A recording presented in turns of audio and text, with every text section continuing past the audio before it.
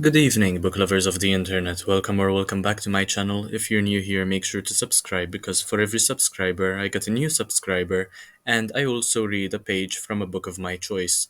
So in today's video, I am going to be reviewing this book called Days at the Morisaki Bookshop, which is a book by Satoshi Yagisawa, a book translated from the Japanese by Eric Ozawa, and it's a particularly beautiful cover.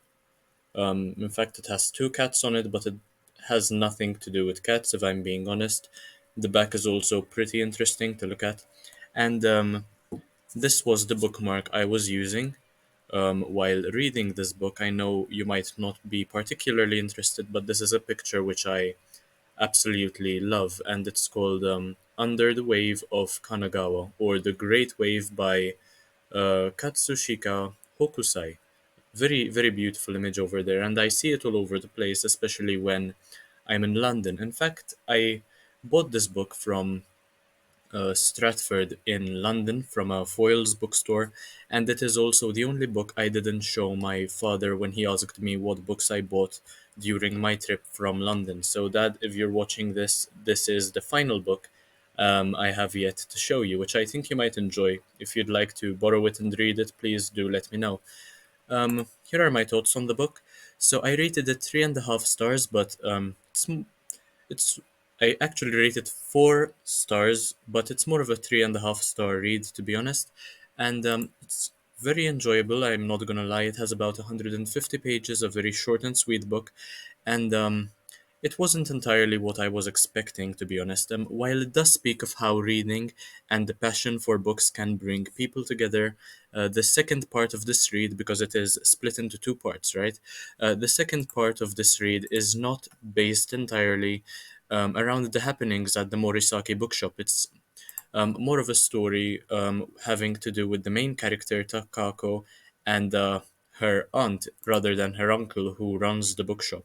Um, Books truly do seem to change the protagonist's life, that of Takako, in fact, as she starts to relate with her uncle Satoru, the owner of the bookshop, and also finds herself in a new relationship after having her feelings destroyed in her prior one.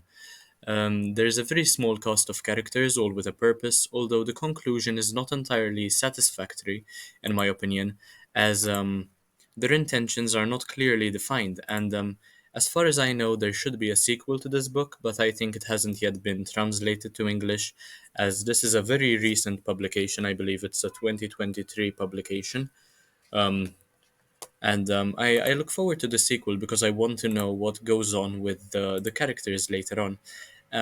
I hope it is also translated by the same person, Eric Ozawa, who translated this one, because he did a great job, to um, depict certain feelings and emotions and to evoke certain thoughts, which perhaps other translators wouldn't have been able to do.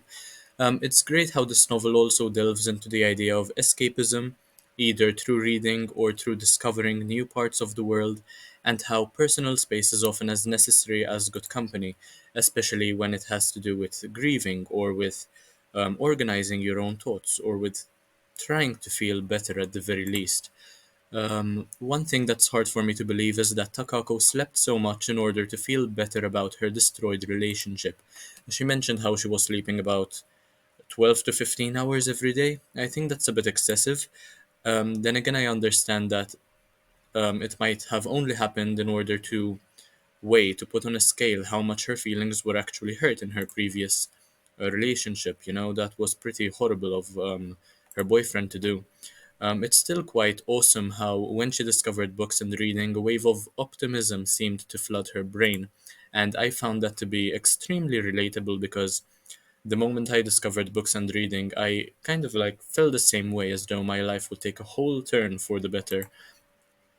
I didn't really know that Jimbocho, the place where the Morisaki bookshop is an actual place, and it's located in Tokyo, Japan, and there are multiple bookshops there. of course, selling books in Japanese secondhand bookshops, very densely populated with secondhand bookshops, in fact. And it seems to me as though it really is a reader's paradise. And I'll perhaps first have to learn Japanese well in order to go there and appreciate the beauty of the place in its entirety. Because if I don't understand Japanese, I don't think I'll be able to do just that. However, I'll probably still appreciate the atmosphere alone, and it will make me dizzy with joy. The way Takako restores relationships is pretty impressive to me, especially since she reciprocated what her uncle did for her in a moment of need, in a moment where she was feeling rather let down, and she also left her job because of the way she was feeling, and she didn't even pay that much money. She just wanted somebody to be there for her. And both her uncle and the books she discovered in his bookstore did just that for her, which is perfect, if I have to be honest. And as one would say, I would describe this book as short and sweet, and certainly a great way to pass the time during boring lectures.